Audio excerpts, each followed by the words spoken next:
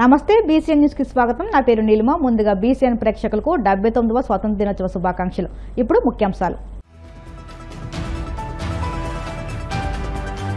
కాకినాడలో ఘనంగా స్వాతంత్ర దినోత్సవ వేడుకలు. జాతీయ జెండా ఎగరవేసిన deputy CM Pawan Kalyan. Guntur police parade grounds లో ఘనంగా 79వ స్వాతంత్ర దినోత్సవ వేడుకలు. జాతీయ పతాకాన్ని ఎగరవేసిన మంత్రి నారా లోకేష్. విశాఖ పోలీస్ పరేడ్ మైదానంలో ఘనంగా 79వ స్వాతంత్ర దినోత్సవ వేడుకలు. జాతీయ పతాకాన్ని ఆవిష్కరించిన మంత్రి అనగాని సత్యప్రసాద్. కడప జిల్లా జడ్పీటీసీ ఉప ఎన్నికల్లో అప్రజాస్వామికంగా వ్యవహరించిన చంద్రబాబు చరిత్రలో దోషిగా నిలిచిపోతారు. YCP MLC Botsa Satyanarayana fire. కాకినాడలో స్వాతంత్ర దినోత్సవ వేడుకలు ఘనంగా జరిగాయి. డిప్యూటీ సీఎం పవన్ కళ్యాణ్ జాతీయ జెండా ఎగరవేసి వందనం సమర్పించారు. అంతకుముందు జరిగిన కవాతులో డిప్యూటీ సీఎం గౌరవ వందనం స్వీకరించారు. ఈ సందర్భంగా రాష్ట్రంలో అమలు చేస్తున్న అభివృద్ధి సంక్షేమ పనుల గురించి ప్రజలకు వివరించారు. 7,900 కోట్లతో 5 జిల్లాల్లో జల్ జీవన్ మిషన్ పనులు జరుగుతున్నాయని పవన్ చెప్పారు. 2024లో 380 కోట్లతో పిఠాపురంలో అభివృద్ధి పనులు చేస్తామని తెలిపారు. సుస్థిర పాలన కోసమే 15 ఏళ్ల పాటు కూటమి ప్రభుత్వం ఉండాలన్న పవన్ పదవుల్లో ఉండి ఎంజాయ్ చేయాలనేది తమ ఉద్దేశం కాదని స్పష్టం చేశారు. గౌరవ ప్రధానమంత్రి శ్రీ నరేంద్ర మోదీ గారి మార్గదర్శకంలో ముఖ్యమంత్రి శ్రీ నారా చంద్రబాబు నాయుడు గారి నాయకత్వంలో అభివృద్ధి సంక్షేమం సమపాళ్లుగా ముందుకు సాగుతూ ఉంది. ఇచ్చిన హామీల ప్రకారం సూపర్ 6ని అమలు చేస్తూ మహిళలకి ముఖ్య ప్రాధాన్యత ఇస్తున్నాం. రాష్ట్రంలో తల్లికి వందనం పథకం ద్వారా ఈ ఏడాది 67.27 లక్షల తల్లులకి మాతృమూర్తులకి 8,745 కోట్లు వారి అకౌంట్స్లో జమ చేశాం. అలాగే దీపం పథకం కింద 2 విడతల్లో 1 కోటి ఉచిత గ్యాస్ సిలిండర్లు ఇచ్చి 5 ఏళ్లలో ఏడాదికి 3 సిలిండర్లు చొప్పున 13,423 కోట్లు ఖర్చు చేయబోతున్నాం. ఈ రోజు నుండి స్త్రీ శక్తి పథకం ద్వారా ఆర్టీసీ బస్సుల్లో మహిళలకి ఉచిత ప్రయాణాన్ని ప్రారంభిస్తున్నాం.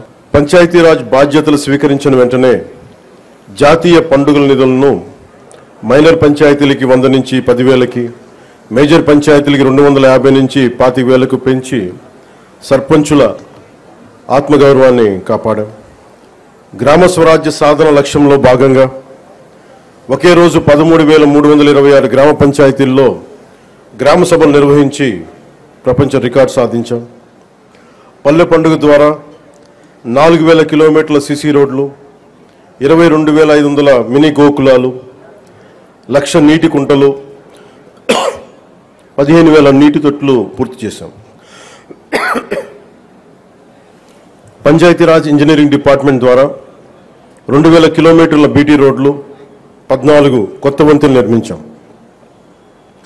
గ్రామీణ ఉపాధి హామీ పథకం ద్వారా 75.23 లక్షల ఉపాధి శ్రామికులకు గ్రామాల్లోనే ఉపాధి కల్పించి ప్రమాద పరిహారం 50,000 నుంచి 4 లక్షలకు పెంచాం. అడవితల్లి బాట కింద కొండ ప్రాంతాల్లో 1,005 కోట్లతోటి 625 గిరిజన గ్రామాలను అనుసంధానిస్తూ 1,069 కిలోమీటర్ల రోడ్ల నిర్మాణానికి ప్రధానమంత్రి జనజాతి ఆదివాసీ న్యాయ మహా అభియాన్ కింద ఉపాధి హామీ పథకం కింద రాష్ట్ర నిధులతోటి శ్రీకారం చుట్టాం. 5 జిల్లాల్లో 5 కొత్త ప్రాజెక్టులని 7,910 కోట్లతో ప్రారంభించి 1,20,00,000 మందికి 30 ఏళ్ల పాటు తాగునీటి భద్రతని కల్పించబోతున్నాం. అటవీ విస్తీర్ణం 30% నుండి 37% పెంచే లక్ష్యంలో 1 కోటి మొక్కలు నాటి వీటిని QR కోడ్లతో ట్రాకింగ్ కూడా ప్రారంభించాం. ఏనుగుల బెడద నివారణకు కర్ణాటక నుంచి కుంకి ఏనుగులను తీసుకొచ్చి విజయవంతంగా ఆపరేషన్లు జరిపాం. ఎకో టూరిజం అభివృద్ధికి అరకులో వుడెన్ బ్రిడ్జ్ నగరవన యోజన కింద 1,122 కోట్లతోటి 61 ప్రాజెక్టులు చేపట్టాం. సైన్స్ అండ్ టెక్నాలజీలో విద్యార్థులకి ఫ్రూగల్ ఇన్నోవేషన్ కింద ప్రోత్సాహకాలు అందించే ప్రణాళికని సిద్ధం చేస్తున్నాం. ప్రపంచంలో ఏ మార్పు రావాలని కోరుకుంటున్నావో ఆ మార్పు నీ నుండే మొదలవ్వాలని గాంధీజీ చెప్పారని, ఆ మహానీయుని స్ఫూర్తితో మార్పు మన నుండే మొదలు కావాలని మంత్రి నారా లోకేష్ పేర్కొన్నారు. 79వ స్వాతంత్ర దినోత్సవాన్ని పురస్కరించుకుని గుంటూరు పోలీస్ పరేడ్ గ్రౌండ్స్ లో జరిగిన కార్యక్రమానికి మంత్రి లోకేష్ ముఖ్య అతిథిగా హాజరయ్యారు. ఈ సందర్భంగా మంత్రి లోకేష్ మాట్లాడుతూ దేశమంతా కలిసి చేసుకునే ఒకే ఒక్క పండుగ జెండా పండుగ అన్నారు. గుంటూరు జిల్లాలో జరుగుతున్న స్వాతంత్ర దినోత్సవ వేడుకల్లో పాల్గొనడం తన అదృష్టంగా భావిస్తున్నారన్నారు. జిల్లాలో పెదనందిపాడులో సహాయ నిరాకరణ ఉద్యమం జరిగిందని, సైమన్ కమిషన్ కు వ్యతిరేకంగా గుంటూరు తెనాలిలో ఆందోళనలు జరిగాయని గుర్తు చేశారు. దేశమంతా కలిసి చేసే ఒకే ఒక్క పండుగ జెండా పండుగ. జెండా పండుగ నాకు ఒక ఎమోషన్. ఇండిపెండెన్స్ డే అనగానే నాకు స్కూల్ రోజులు గుర్తొస్తున్నాయి. ఇండిపెండెన్స్ డే వస్తుందంటే ఒక హడావుడి ఉండేది. ఫ్రెండ్స్ అంతా కలిసి స్కూల్ ని అద్భుతంగా డెకరేట్ చేసేవాళ్ళం. స్కూల్లో పెట్టే కాంపిటీషన్ల కోసం స్వాతంత్ర సమరయోధుల గురించి, వాళ్ళ చరిత్ర గురించి తెలుసుకునే వాళ్ళం. ఫైనల్ గా ఎవరైనా గెస్ట్ వస్తే జెండా ఎగరేసినప్పుడు మా అందరికీ గూస్ బంప్స్ వచ్చేది. ఈ రోజు మీ ముందల నుంచుని జెండా ఎగరేసినప్పుడు నాకు ఆ మూమెంటే గుర్తు వచ్చింది. ఈ సందర్భంగా ఇక్కడున్న పిల్లలందరినీ నేను ఒక ప్రశ్న అడగాలనుకుంటున్నా. ప్రపంచంలోనే ఉన్న అతి పవర్ఫుల్ వెపన్ ఏంటి? మిగతా వెపన్స్ చేయలేని పని ఈ వెపన్ చేస్తుంది. ఈ వెపన్ పేరే అహింస. అహింస మనకిచ్చిన గొప్ప వ్యక్తి ఎవరు? మహాత్మా గాంధీ గారు.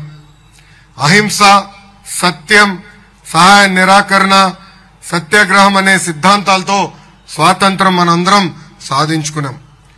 ఈ రోజు మహాత్మా గాంధీ గారు చెప్పిన ఒక గొప్ప విషయం గుర్తు వచ్చింది. ప్రపంచంలో ఏ మార్పు రావాలని మనం ఆశిస్తున్నామో ఆ మార్పు నీ నుంచే మొదలవ్వాలని ఆనాడు మహాత్మా గాంధీ గారు మనందరికీ చెప్పారు.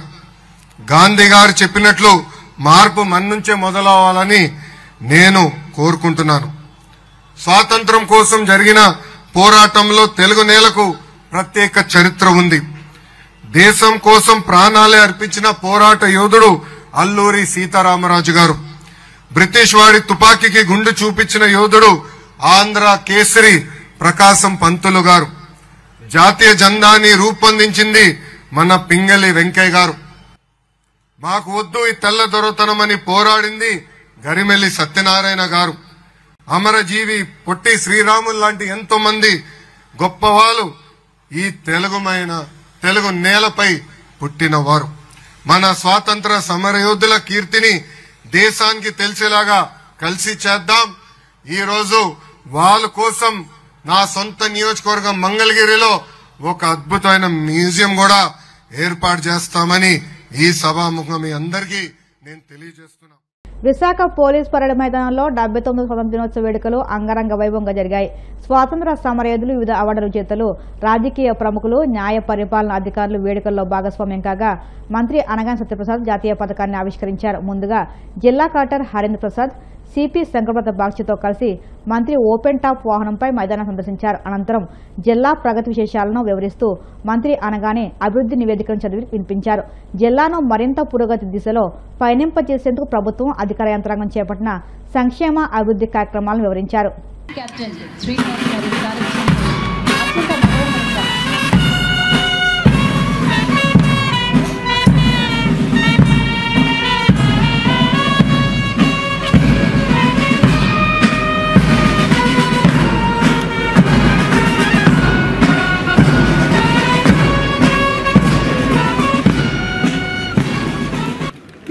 విశాఖ వేదికగా మనం ఈ రోజు 79వ స్వాతంత్ర దినోత్సవ వేడుకలు జరుపుకుంటున్నాం.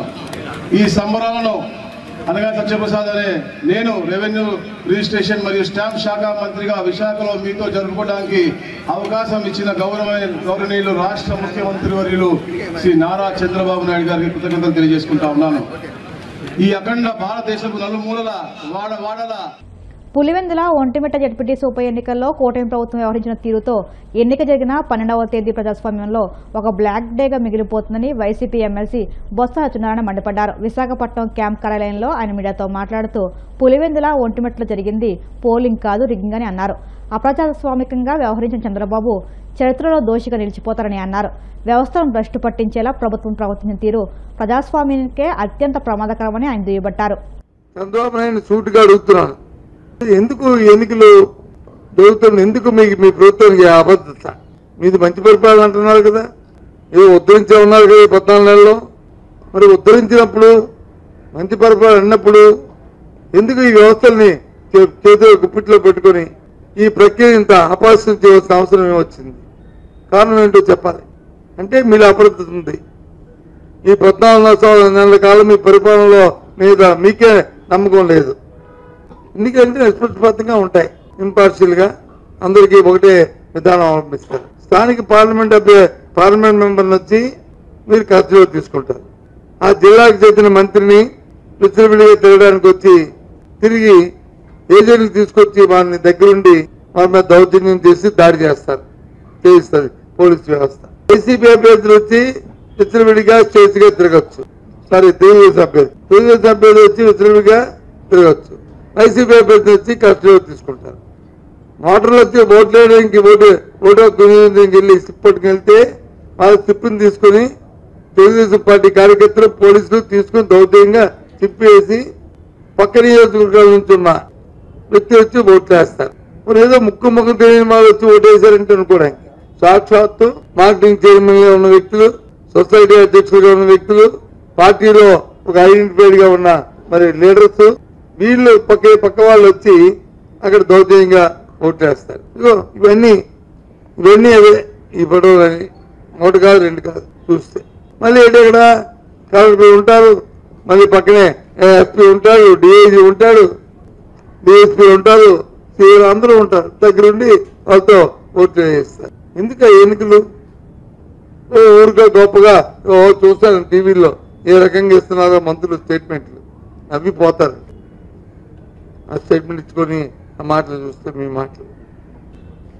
ఈ ఎన్నికల్లో 12వ తారీఖు నాడు నిజంగా అనుకుంటే రాష్ట్రంలో ప్రజాస్వామ్యం అది బ్లాక్ డే లాంటిది. ఎన్నికల ప్రక్రియకు ఒక బ్లాక్ డే ఏది ఉందంటే అది మన జరిగిన ఎన్నికల తేదీ ఏది ఉందో 12వ తేదీ. అది ఎప్పుడు రాబోయే కాలంలో కూడా ఇలాంటి పరిణామాలు జరగాలని కోరుకోకూడదు. దీనికి అంతరిక కారణం ఏంటంటే ప్రభుత్వంలో అబద్ధత. వారి మీదే నమ్మకం లేదు. వాళ్ళ ప్రభుత్వం మీద, పార్టీ మీద, పార్టీ కార్యకర్తల మీద, పార్టీ నాయకత్వం మీద, కింద స్థాయి వరకు వారికి కూడా. అందుకే ఇన్ని సంవత్సరాలు రాజకీయాలు ఉన్నాయి, ఎప్పుడు అలాంటి ప్రక్రియలు ఎప్పుడు చూడలే. ఇంత దౌర్జన్యమైన, ఇంత పూర్తిమైన అరాచకమైన పరిస్థితులు ఎప్పుడు చూడలే. ఇప్పుడు కాసేపు ప్రకటనలు.